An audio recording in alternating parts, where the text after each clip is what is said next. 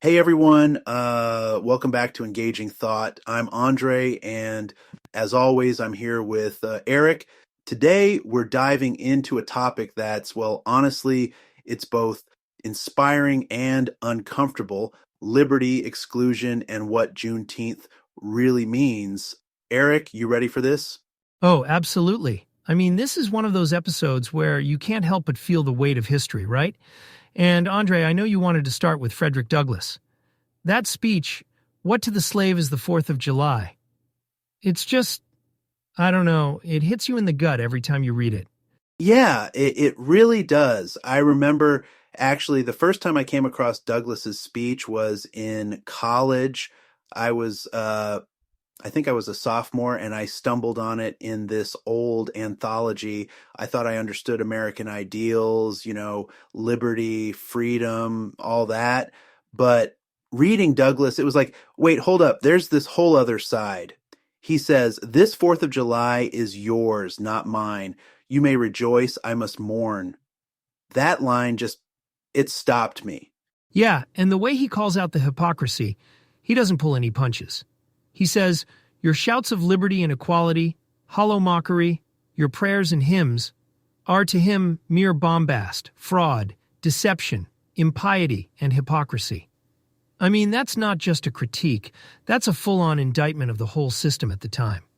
Exactly. And, it's wild because we talk about American ideals like they're these universal truths, but Douglas is saying, look, these ideals didn't include everyone. Independence Day celebrations were happening, but for Black folks, especially those still enslaved, it was just another day of exclusion. I think that really shaped how I see these holidays now. It's not just about fireworks and barbecues, it's about who gets to celebrate and who gets left out.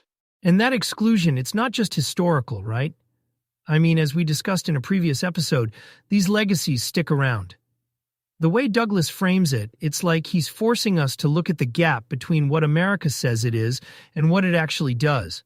And honestly, that's still a question we're wrestling with today. Yeah, and that brings us to Juneteenth. I mean, if Douglas's speech is about exclusion, Juneteenth is about, well, delayed inclusion, right? June 19th, 1865, Galveston, Texas, enslaved people finally hear they're free. More than 2 years after the Emancipation Proclamation. It's wild to think about that delay. Yeah, and the way Juneteenth has evolved, it's not just a history lesson, it's a celebration. You see street festivals, concerts, cookouts, all these ways people come together. But there's also this undercurrent of resilience. And I guess a reminder that freedom wasn't just handed over. It was fought for, and even when it was granted, it was delayed, you know? Absolutely. And I think that's why Juneteenth feels so different from the 4th of July. It's joy, but it's also reflection. It's about community, education, and honestly, a kind of stubborn hope.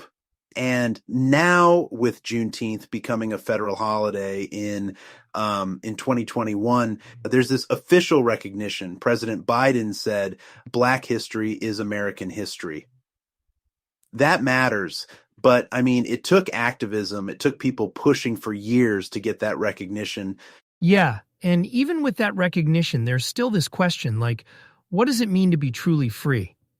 I was reading about some of the Juneteenth celebrations this year, and there was this sense of, yeah, we've come a long way, but we're not done. It's like the holiday is both a celebration and a call to keep going. Right. And I think that's something we touched on in our episode about racial healing at work. These milestones are important, but they're not the finish line. They're more like, I don't know, checkpoints on a much longer journey. And Juneteenth, for a lot of people, is a day to remember that freedom is ongoing work. That actually makes me think of James Baldwin. I mean, Baldwin had this way of looking at the Black experience in America that was, I don't know, brutally honest but also hopeful. He talked about how Black folks have to look back at history, understand where we are now, and imagine something better for the future. I used one of his essays in a workshop recently, and it sparked some of the most honest conversations about inclusion I've ever seen. Yeah, Baldwin is, I mean, he's one of those voices you can't ignore. He asks, how do you make a home in a country that has so often pushed you to the margins, but also shaped who you are? It's that tension, belonging and exclusion at the same time. And, his insights are still so relevant. We're still having these conversations about justice, about who gets to belong, about what it means to be American. And it's not just about looking back, right? It's about using that history to push the conversation forward.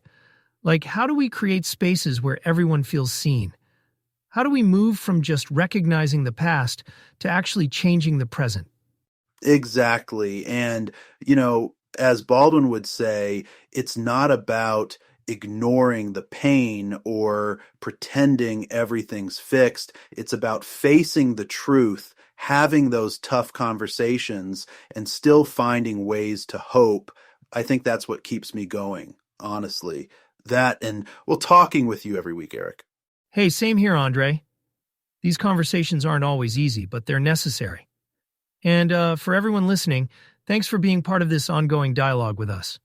We're going to keep digging in, keep asking questions, and hopefully keep moving forward together.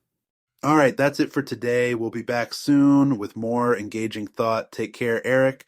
You too, Andre. And thanks to everyone for tuning in. See you next time.